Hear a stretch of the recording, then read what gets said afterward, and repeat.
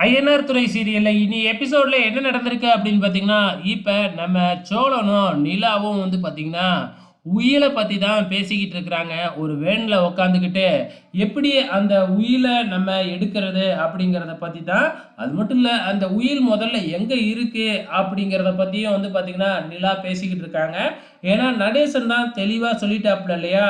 So, என் தங்கச்சி இருக்கிற வீடு தங்கச்சிக்கும், இந்த வீட்ட சுத்தி இருக்கிற இடம் எங்க அண்ணனுக்கும், இந்த வீட்டு பக்கத்துல இருக்கிற இடம் எனக்கு அப்படின்னு எங்க அப்பா உயில் எழுதி வச்சாரு அப்படின்னு சொல்லி நடேசன் தெளிவா சொல்லிட்டாப்ல.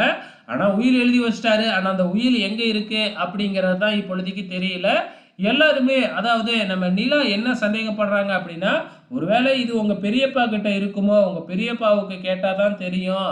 ஆனா உங்க பெரியப்பா கிட்ட டைரக்ட்டா போய் கேட்டா கண்டிப்பா சொல்ல மாட்டாரு. ஸோ என்ன பண்றது? அப்படிங்கிறத பத்தி டிஸ்கஸ் பண்ணிக்கிட்டு இருக்கிறாங்க.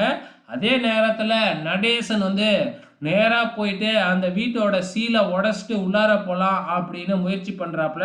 நல்ல வேளை சேரன் வந்து தடுத்துடுறாப்ல. அந்த நேரம் பார்த்து நம்ம சேரனோட அத்தையும் அங்க வந்து பயங்கரமா பிரச்சனை பண்றாங்க. நம்ம நடேசன் வந்து அவங்க தங்கச்சியோட ஃபோனெல்லாம் தூக்கி போட்டு உடைக்க பார்க்குறாரு. கரெக்ட்டா நம்ம சேரன் வந்து காப்பாத்தல.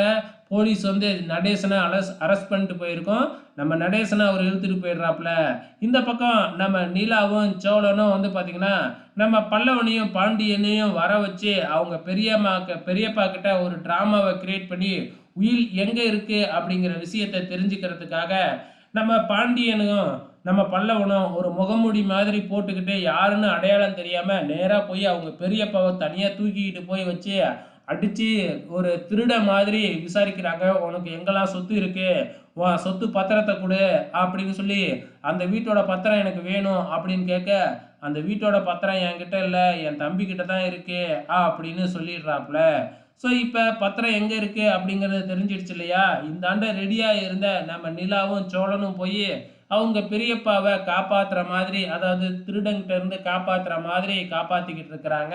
இதோட இன்னி எபிசோட் முடிஞ்சிருச்சு. வெயிட் பண்ணி பார்க்கலாம். அப்கமிங்ல என்ன நடக்க போகுதுன்னு.